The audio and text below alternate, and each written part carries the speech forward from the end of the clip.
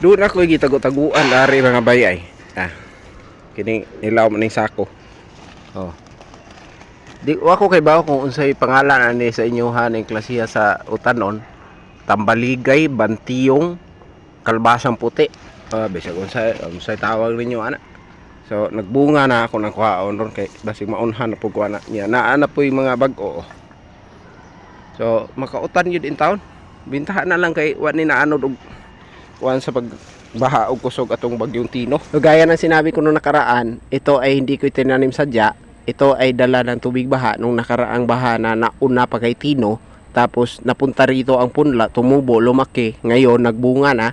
Tapos nung dumaan ang bagyong Tino, himala hindi naman ito na tangay uli.